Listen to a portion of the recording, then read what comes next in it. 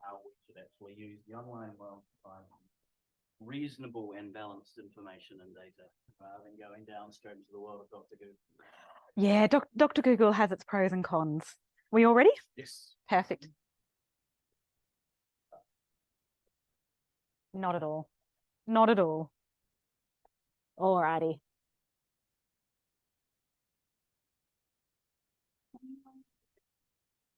Yep. That's it. Okay. So, online world. What's the issue about the online world? So this, you're not supposed to be able to read this, but when you go do a Google search of how I cured my follicular lymphoma, comes up with about 803,000 search results in 0.36 seconds, not 36 seconds, but 0.36 seconds. And probably a lot of what's going to come up in the first maybe 600,000 searches is not going to necessarily be that useful. If you do another Google search, and I just randomly picked follicular lymphoma, what is it? You're getting it might be a little bit more reputable. But the point is, when you're going down that Google search, you don't quite ever know what you're going to get. Whenever we are diagnosed with something, expanding our knowledge on that is often, for a lot of us, not all of us, for a lot of us, is a really important part of processing our diagnosis, processing what's going to be coming. And the internet can be useful, but it can be harmful. And where people get their information on can vary. I have some of my patients who really, they're not going to look at anything other than what I give them. And that's perfectly okay. The other end of the spectrum is I'll have some patients who will be going and researching into scientific journals and doing a really deep dive. And actually, anywhere along that spectrum is actually okay for what suits an individual. But remembering the best way to fact check and the best source is from the hematology team. So whether that's the hematologist, the nurses, or other people in that team, the best way of being able to fact check is to bring that back. The hematology team can also obviously provide you with information. And one of the things that's really important in that relationship is to communicate how much information you want. And so your hematologist might ask you, so I tend to ask people. And I also tend to ask, what about your far now? Because the patient themselves might not want to know much, but they might have a daughter who's typically in Australia, so they can't actually be there. That's usually how it goes. And both you and the patient know that if they're not given reasonable information, they're going to go down that Google rabbit hole. So it's really keeping that communication about what do you need, what does your far now need, and that the family and you might be different. Other sources aren't always reliable, but there are ways to use the internet safely, as I was saying before. I think one of the key things to remember is if you're not sure of where to go, you can ask the treating team because they'll be able to help point you. So when we think about online, who has Facebook? Anyone can create Facebook. Well, not create Facebook because then we'd be billionaires and not here. Anyone can create a Facebook page. And it isn't always easy to figure out when you're looking at something on the internet, whether it's reliable, trustworthy. The other thing that's really difficult in hematology is it's really difficult to know with what you're looking at, whether that's relevant to you. There's so many different types of blood cancers, and there's so many different variables in blood cancers. It's quite common that you might have an article published in the paper about some new treatment. And it's quite common when there's been a big publicity about something new that we'll have patients coming in and asking about it. the problem is that lay media haven't actually given enough information for you to be able to discern whether that's relevant to you or not. And so it's quite difficult in our space to be able to figure out whether things actually fit you or whether they're for a different patient group. And if anyone has questions at any time, please feel free to interrupt me. So when we're looking at trying to find reliable sources, there's a few different sources which generally are going to be your best first ports of call. So condition-specific organisations, so like leukemia, blood cancer, there's a lot of information on the website. There's also information in different languages as well. The Leukemia Foundation is the Aussie equivalent of LBC, and they have some really great resources as well, most of which is very relevant to us. There's not a lot on there which is very different. And Macmillan Cancer Support's another really good one. So that's, again, similar to LBC, but for all cancers in the UK. And they have really well written information and resources. So those types of organisations, you know, what gets onto those websites has been fact checked. If you think about like your patient Farnow information booklets, they've been written by LBC, but they've been through an editorial process, going through haematologists and nurses and things like that to make sure they're accurate. Government endorsed health websites, we won't get political before the election, but most government endorsed websites, again, will have been through a proper editing process. One of the ones that I really like, and a lot of you have probably seen information from if you've had treatment, is EVIQ or EVIQ. This is an Australian-based website. And a lot of us in New Zealand use this for our chemo patient education handouts. And the beauty of EVIQ is it has the full detail of all the chemo protocols for us as doctors and for the nurses and all of the team. But they also have on there, there's a little person button, which is patient information. So it simplifies the information. It doesn't dumb it down, which is what's really, really good about it. It simplifies, it takes out some of the stuff that you don't need to know about, but it's really easy to read. And so in Southern District, we use EVIQ patient information for any chemotherapy protocols that they have one for. And so that can be really helpful, again, if you're having treatment and you've got friends or family who are wanting to know what's happening, you can direct them there and they can look that up.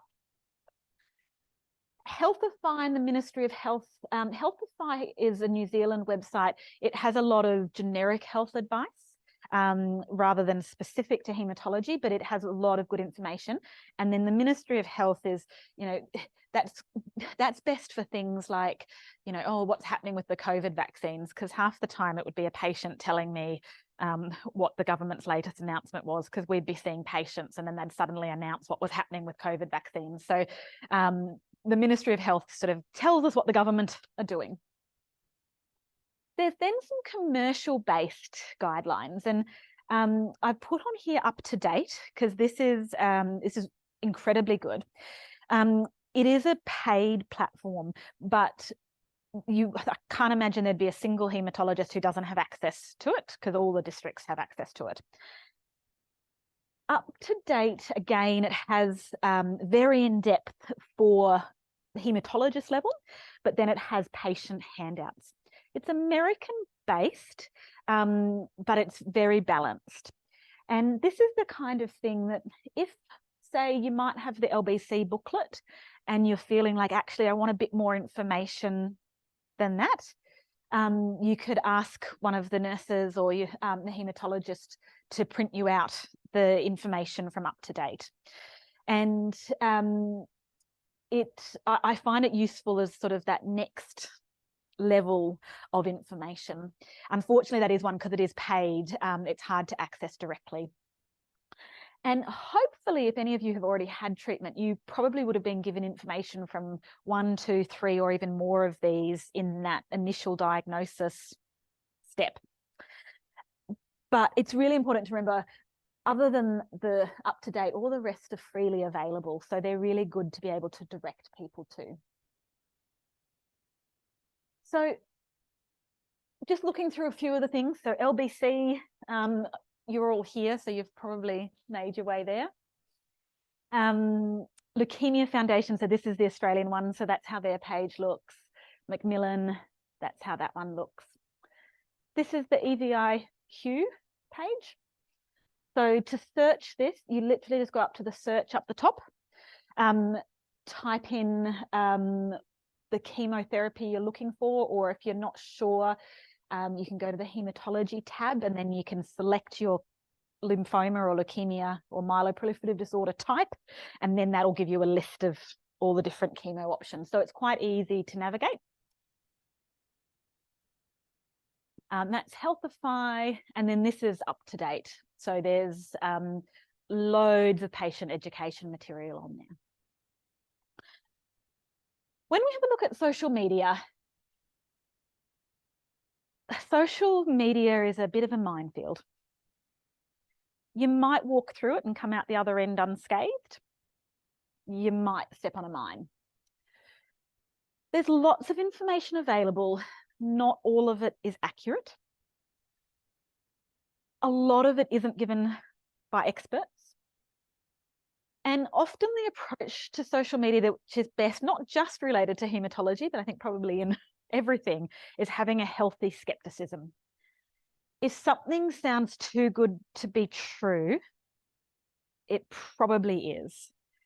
I often say to my patients, you know, if I had a miracle cure in my back pocket, I'm not going to be keeping it in my back pocket.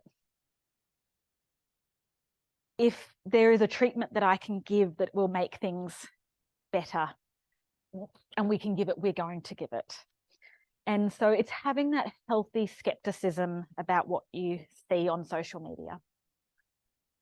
And the other thing is just to be conscious of scams and privacy on social media, because it is, unfortunately, people can be targeted on social media, and particularly people who are vulnerable are at risk, and it's not always the best place. But if you're looking at how do you choose a good source, so if you consider the source of the information, so who's written it? So we looked at some of those groups that have reliable information. Is it an organization? Is it an individual? Who funds it? Is it a drug company? Because a drug company, if you know, people don't do anything for free when they're a company. So there's usually going to be, you know, they might be doing something from a partially altruistic point of view, but there is always going to be another agenda if it's a drug company. What are the quality control measures? So has the information been peer reviewed? So is it like the LBC brochures that has been through a process of review? And this information should be available on a website. So if it's not available on a website, that usually means it hasn't happened. Is there evidence to back up the statements? So if you look on LBC or Leukemia Foundation or the Up to Date or EVIQ, they all will have references. So there'll be links to the actual research, which tells you where it is, or if it's expert opinion, it will say that it's expert opinion. Is the information up to date? So if it's from 5 years ago, then what is happening now with your cancer could be completely different. And then again, just what's the purpose of the source? So if it's a drug company, if it's a, you know, what's LBC's purpose for providing you with information is quite different to a drug company and might be quite different to another person. So specific strategies to be able to find this information. So if you go to the About Us section, so most web pages will have an About Us section, and that's where you will usually find a lot of that information in terms of who the authors are, who the editors are, who owns that space. Looking at the URL, so is it a .gov.t or a .gov? Is it an edu org? So those are going to be either an educational institution, so a university, a charity, or a government group, or is it a .com, which basically anyone can buy? Check out the privacy policy. You know how we click on every single thing. Yes, have you read the privacy policy? Particularly if they're asking for personal information about your cancer or your treatment, check what the privacy policy actually says. And try really not to share any really identifying or personal information online. One of the big things we have concerns or issues with in New Zealand, and the next session isn't being recorded, and I think there's going to be a really nice turnout, is remembering that what's available in New Zealand might be vastly different to what's spoken about online. And that can be really difficult, going and reading about standard of care, best practice, etc. And then we come and say, well, we're going to do this. And you're like, but no, but I read that this is what should be happening. We're like, yes, but we can't do that because we don't have funding. We don't have those drugs available. So having that consciousness in the mind that what's available in New Zealand might be quite different to what's discussed. Having said that, if you ever were thinking about doing any self-funded treatment or anything like that, please never have any hesitation talking to your hematologist about that, because it's often not practical, but for some people it is, and it's much better to have that conversation so you've explored that if that's something that you would be potentially considering. And as I said before, if it's too good to be true, it usually is. So one of the other things online are online support groups. And these can be really valuable, particularly in hematology. Some of our hematology cancers are, well, all of our cancers are uncommon. Some of them are particularly rare. So some of them, there will only be a handful of people in the country. Some of them, there will only be a few people around the world who have them. So it is natural to want to connect with people who have the same diagnosis. And it's coming back to, if you're getting advice around treatment or things like that from online support groups, to bring it back to the hematologist, bring it back to the team to clarify, you know, why are we doing this when I heard so-and-so's doing this? And it's often just a communication loop that needs to be closed, that we're doing this in you because of this situation. We're not doing Y because of this. The other thing just to keep in mind about online support groups is there a moderator to the group? And what a moderator is basically like the principal or the person who makes everyone play nice in the playground. So if people are being rude, intolerant, that there's someone there who can basically ask them to stop or boot them out if they keep that up. The reason that's really important is the online world can unfortunately bring out some people who are not there for the best intentions. Trolls is the sort of the name for it. And you don't want to get yourself in a situation where you end up in a very uncomfortable interaction with someone who you don't know who they are, you don't know where they are, and it's just a stress that's not needed. Moderators don't completely reduce that risk, but making sure there's a moderator helps to mitigate that. And so it is something most groups should be able to tell you if there's a moderator. And a lot of the Facebook patient groups will also have some group rules, and it'll often say who are the moderators. So it's looking for that actively. And again, be cautious of drug company run groups. We need drug companies because we need them to research and fund the drugs, but we always have to remember that they are there to sell the drug. I've just put this up. I find this a really helpful, just a helpful summary strategy of how to deal with online. So this was created by the World Health Organization, basically in response to the COVID misinformation pandemic. So basically the World Health Organization said it got to a point where the information about COVID actually at some point was becoming worse than COVID. And so this was an approach of, well, how do you assess, how do you look at any online source? So assess the source, go beyond the headlines. So, you know, a headline in our example might be new drug cures lymphoma. It's like, that's fantastic, but that doesn't really tell us if that's us or not. Identify the author, check the date, look at the supportive evidence, check your biases. And that's, again, that is this too good to be true kind of question. So am I wanting this information to reflect to me because it's what I want to hear? So just being conscious of our own biases, and then turn to fact checkers. So talk to your hematologist. In the session this morning, I had someone ask a question related to this around their family members were doing a lot of research around their condition, and their experience had been that the hematologist didn't always have time to be able to fully explain why that information wasn't relevant to them. And I, you know, reasonably regularly, I'll have patients bring me in something to say, you know, oh, is this something that can help me? And the approach I tend to take is, if I don't have time to look at it at that spot, I'll say, would you mind if I take it away? So then when I've got time, I can have a look at it. And then when I see them next, or I can give them a phone call and touch base and say, oh, I've had time to look through that journal article.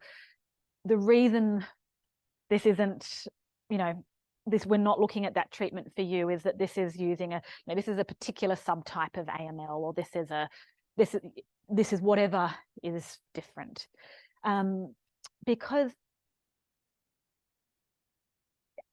family members often want to help, and one of the way computer literate and sort of technology savvy family members like to help is by researching.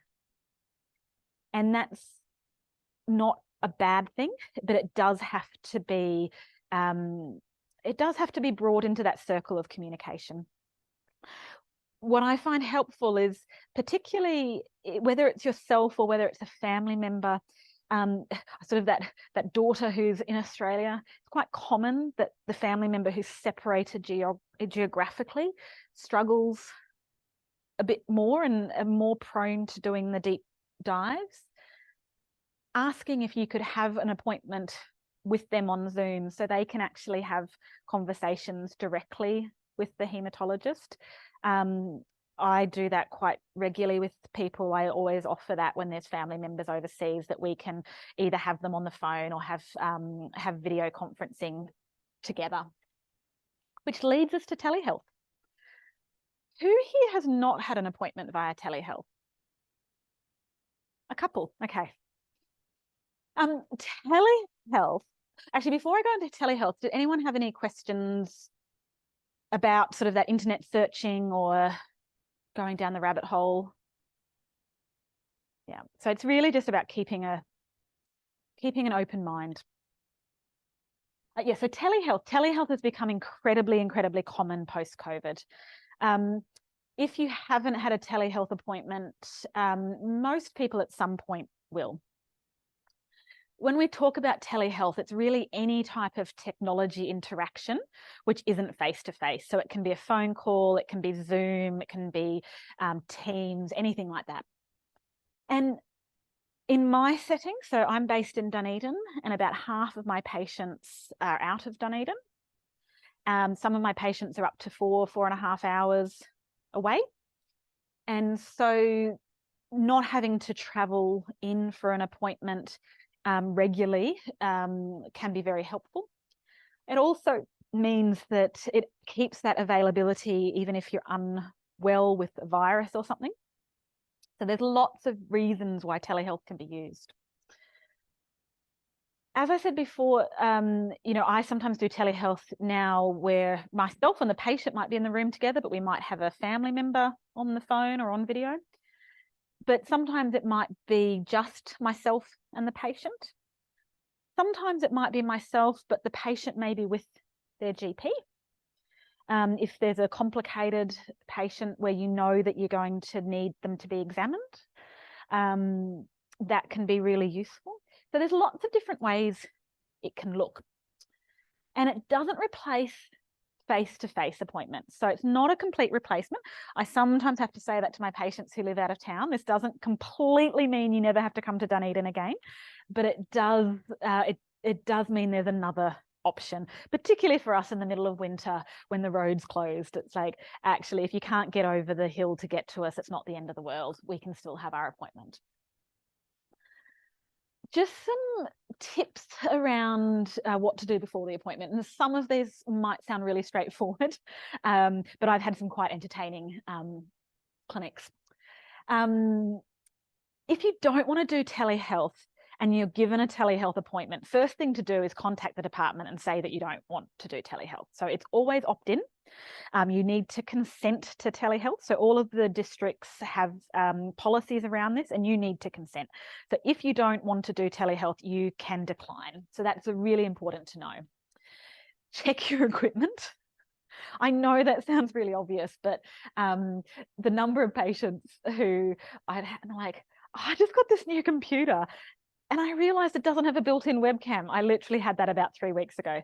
And this was a very tech-savvy person, and he was super excited to be using his new computer for our appointment. And he's just like, how did I not notice that?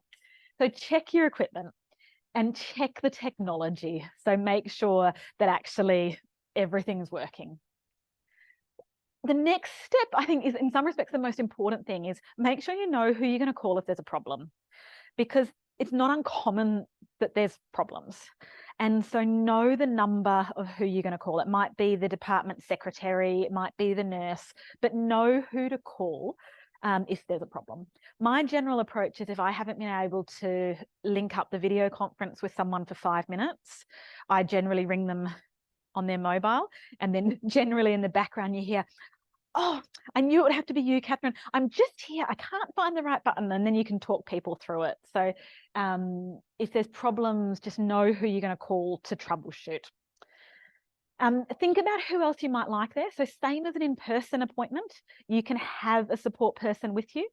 A lot of the systems that we use now, so we use Teams, Microsoft Teams at our system to do video conferencing. And so we can have that so that there can be multiple people in the same meeting. So you might say want a family member or a friend to join, and they could be anywhere in the world, but we can get them linked in as well. So have a think about that, so that if you need to have that link sent by the hospital to someone else, you can ask for that. Or you might want a family member with you in the room, which is okay as well. And then I'm a big fan of lists.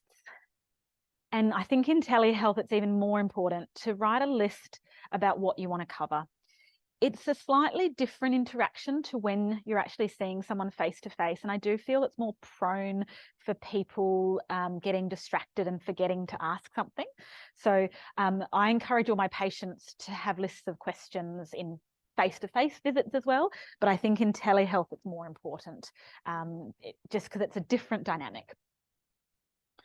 At the time of the appointment, find an appropriate spot. I know that sounds really obvious, but trying to do telehealth when someone's next to a construction zone doesn't really facilitate a great session. Try and minimize disruptions, although animals in my telehealth are always welcome. Have your medication list ready next to you, because you know that you're going to be asked, and otherwise it's that sort of rustling around the house trying to find it. And log in a little bit early to troubleshoot. During the visit, ideally turn your camera on, because I prefer video conferencing over teleconferencing, just because you do get that added benefit of seeing somebody. And so if you have a camera, try and have the camera on. If there's a technology problem, call the department. Use your list, check that everything's covered, and make sure you know what the outcome is. Because when you come into clinic and someone orders a test, it's often a lot clearer what's happening. It's like, well, actually, is that request done online? Am I going to be contacted? Just making sure you really understand, is there anything that you have to do, or is the department who's taking care of what? And with the scripts, what's happening to them? Are they being sent to the pharmacy? Are they being posted to you? What's actually happening with everything? So as soon as the hematologist hangs up, you don't go, oh, wait a minute, I'm running out of tablets tomorrow and I don't know where they're going to go. So any questions? About anything? Yep.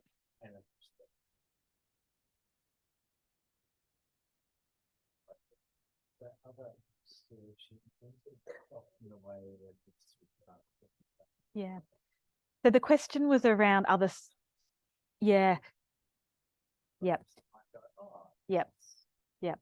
Yeah. So the question's around if there's other search engines other than Google to help target. So yes and no. So it depends how deep a dive someone wants to do. Google is okay if you apply those principles of filtering through the information.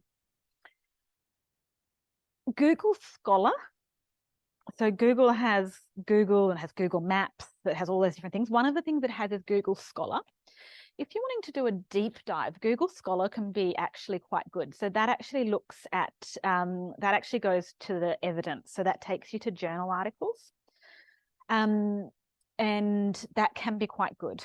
Some of them will be open access, which means that you can just open them for free. Some of them won't, but you usually will be able to see the abstract. There's no sort of other search engine in particular that is better for medical things. Where it often is better is going to that next step. So then going to a reputable website. So going to LBC or Leukemia Foundation, Macmillan, one of them. And then that's when you can start to deep dive. Then you can see the references and then deep diving through the references and taking it to those next steps. And one of the things that I really encourage you to do is, if there's something you're wanting more information about in particular, letting your hematologist know that. Because most of the time we'll provide general information, and I'll generally ask my patients if they need anything specific from me. But sometimes, as I'm sure you all know, it can be not when you're sitting there in clinic, but it can be 2 o'clock in the morning in a week's time that you're like, but what about this? And so I take an approach, and our department very much takes an approach of really trying to keep very open communication. So if someone has that sort of a week later that, oh, but what about this massive topic, we would encourage them to ring through either to our admin or our nurses, and then they would touch base with us, and we could just say, actually, that would be a really good resource to send them. And because it is tricky, and it's particularly tricky in hematology because things are changing so quickly. And it's that changing so quickly, and also the New Zealand environment, that a lot of what's available internationally we don't have access to. And so I think it's often better to ask the department to point you specifically. So say, for example, if someone has acute myeloid leukemia, as an example, and they have a particular mutation, a particular subtype, if that patient wants to know more than the basics, that's when I'll often go to that Up to Date, which was one of those resources, and I'll give them that because that has more in-depth information. Or I'll find them a journal article which is digestible for someone who hasn't had to go through medical school, because journal articles can be tricky depending on people's backgrounds. Some people have a background where they're used to reading journal articles from their professional life, so they actually are quite comfortable reading them, but otherwise they can sometimes just be a whole lot of information which is just really hard to digest. So I don't know if that completely answers your question, but yeah. Yes. Have you ever had a patient who was trying to advise over the so yeah, I'm thinking of especially a lot of the American social media sites, they seem to have a thing against people. Yeah. The system in this way. Yeah. So they're opting for not having treatment. Yeah. They're going for that things like Yeah. organic or plant-based. Yeah. Yeah. Yeah. Happened. Yeah. Yeah. So the questions regarding if people have had advice they've got from social media, which has then changed what their decisions are. So it's always hard to know exactly the motivations of decisions that people make. I haven't had anyone sort of particularly from social media, but I try and front foot the internet by making sure people have easy access to information from me and from my team, and having a very open policy around questions, and that there is no question that's going to make me boot you out of my clinic and say, well, I'm not going to treat you because you were thinking about natural therapy. I have had patients who have chosen to do natural therapies, and some of that impact may have been social media. I personally take the approach that patients need to make their own decisions, and my role is to help provide them with advice and with the right information. And in my experience, a lot of this comes down to communication and having a trust relationship between you as the doctor and that person as the patient and their family. The space where it often gets trickier is not at the beginning of treatment, when people are first starting treatment. My experience in New Zealand, as well as in Australia, it's uncommon that people don't accept treatment when they understand the ramifications of that. The space that can be more difficult is when there is perhaps not good treatment options available. And it might be in a palliative end of life phase, or it might just be that there aren't good treatment options available for someone. And I see my role then as supporting that person to do what they're comfortable with, because forcing someone to do something is never going to work out well. And that's where it's often teasing out, is this misinformation that we can help to communicate and have a relationship, build a different information profile so that they make wise decisions? Or is this actually who they are? I have not many, but I have a couple of patients who don't have vaccines. And in the middle of COVID, like, they weren't having the COVID vaccines, but actually they hadn't had any vaccines. And they knew that I was concerned that they hadn't had any vaccines, but they have made a conscious decision, and I will respect that decision, and then we'll try and put in some safety netting as much as we can, because at the end of the day, the individual, we've got to do a treatment plan that works for the individual. And if someone has a life philosophy that doesn't match with chemotherapy,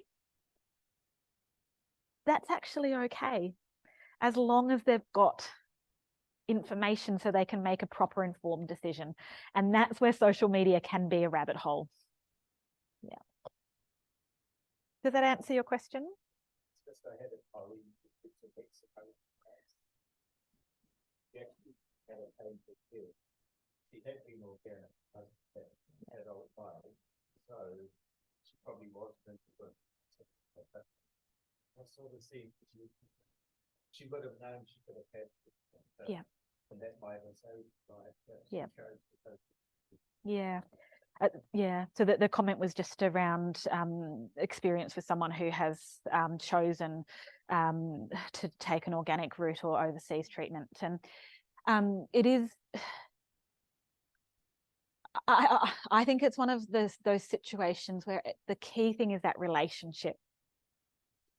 And I think it's important to remember it's okay to get a second opinion.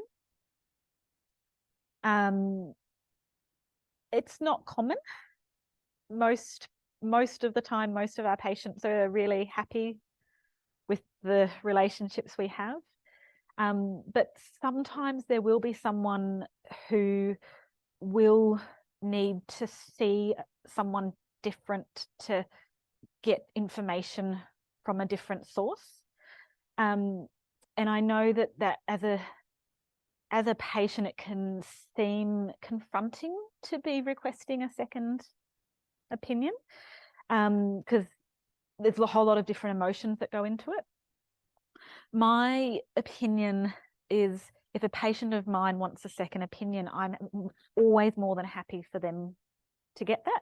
And I'm always more than happy to continue their care after a second opinion if that's what they wish. And it doesn't happen often, maybe once a year at most, probably less than that. And most of the time people come back and they just needed that little bit of, they needed someone different to be saying the same thing. And some people need that, and that's perfectly okay. And I don't know why I went on that tangent.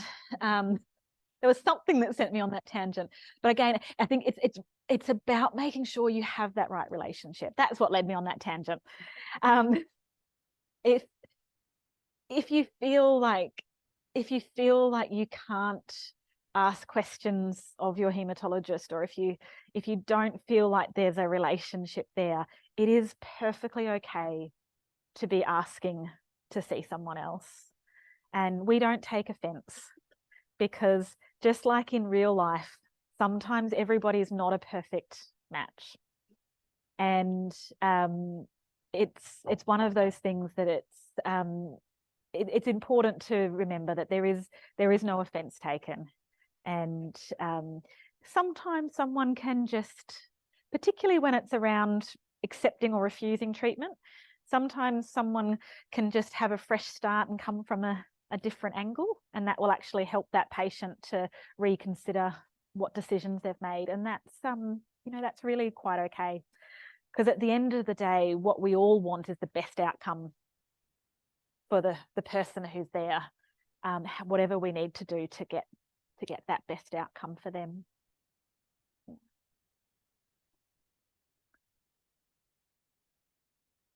think we're doing pretty well for time. Any other questions? If you take one thing away from today, basically just have the conversation and communicate. And if you're wanting more information, let someone know, because then they can point you in that right direction.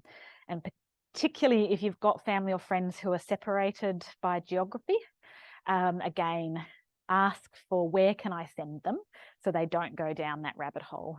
And we'll basically tend to be able to give instructions of how to find the LBC handbooks, or how to find all those kind of things. We're quite adept at giving instructions for might be the son who's in Canada at the ski fields. Lovely. Alrighty. Very much.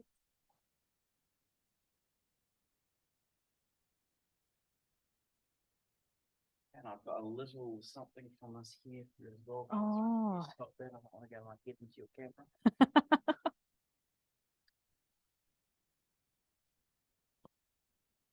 Thanks so much for doing that and for being on the camera and becoming famous. So guys, I don't know whether you're staying